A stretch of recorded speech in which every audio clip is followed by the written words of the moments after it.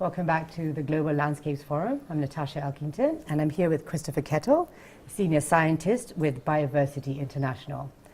Thank you for joining us. Thank you, Natasha. It's great to be here at the GLF. Thank you. So please tell us a bit more about biodiversity.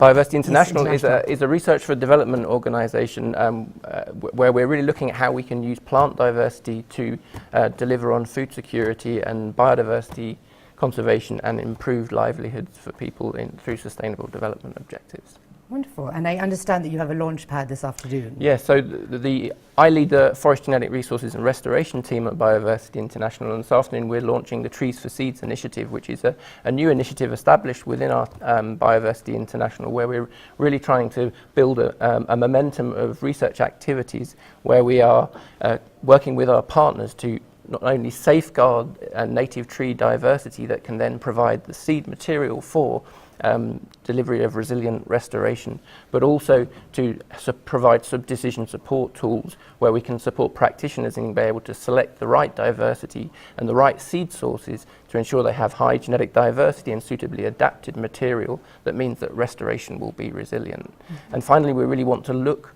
to develop knowledge and capacity so people can select species that will deliver multiple sustainable development goals. So that's not just increasing forest for carbon stock, it's also about improving the options for food nutrition from tree-based products and also for delivering to support biodiversity conservation. Oh, okay, very interesting.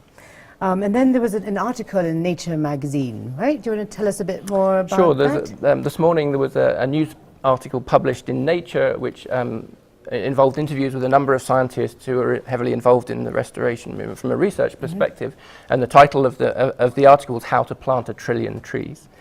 So this is an interesting premise in itself. First of all, 1 trillion is an incredibly hard number to get your head around. To put that in a little context, we have about 3 and a bit trillion trees on our planet. Okay. And that equates to about 400 trees per person on our planet.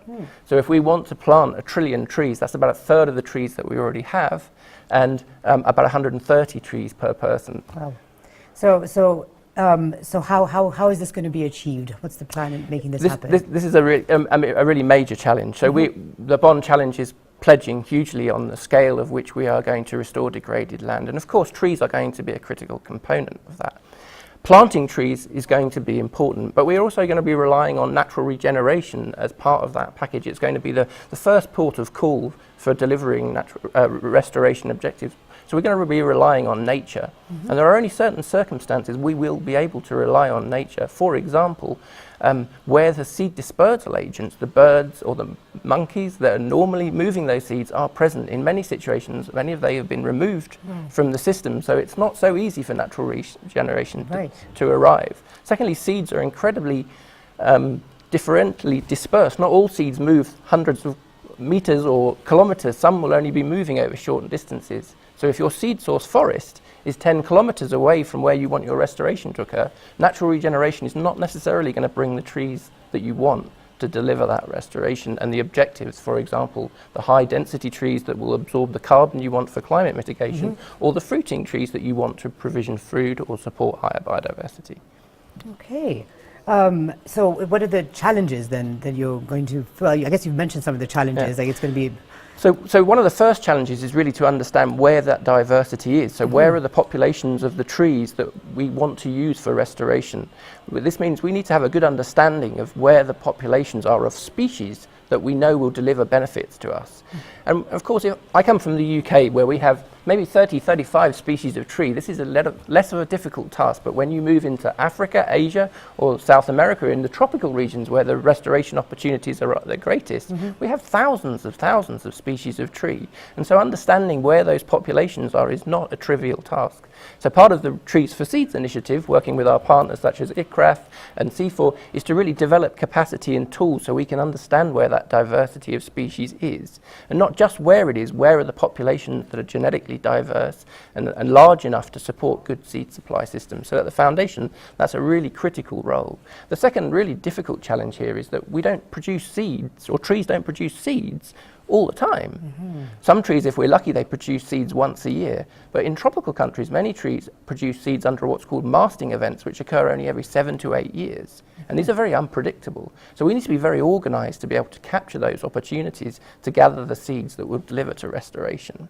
On top of that, many tropical trees are also what we call recalcitrant. That means that they are not be just stored in a dry or a cold room. They have to be kept at a very specific humidity, otherwise they dry out and die. And so we can't collect seeds for 1 year and store them for years and years to be used in restoration. We're going to need to be actually generating nursery material and seedlings on a regular basis so that we can scale up and deliver seeds to meet these challenges of talking about trillions of trees. So we're going to have to work very closely with nature and require huge numbers of people. This means it's going to deliver opportunities for employment as well, because this is not a trivial task to scale up this volume of tree seeds. Amazing. So in terms of your getting all these seeds and trying to plant them, you know, how important is having like a forum like the Global Landscape Forum in terms of, you know, helping you meet your targets? Or I think the Global Landscapes Forum is really fantastic because it brings together not just the scientists who are working on it, but the grassroots organisations, the NGOs who are really passionate and working on these objectives, but also bringing in the innovative entrepreneurial people who are bringing in novel business ideas where we can integrate, for example, with things like innovative foods such as superfoods or non-timber forest products into the herbal medicine industry, where we can actually start to develop new economies that are based on forest and tree products that can really support scaling up restoration. Great. I think that was fantastic. Well, thank you for joining us. It was a pleasure having you. It was lovely to meet you, Natasha, as well.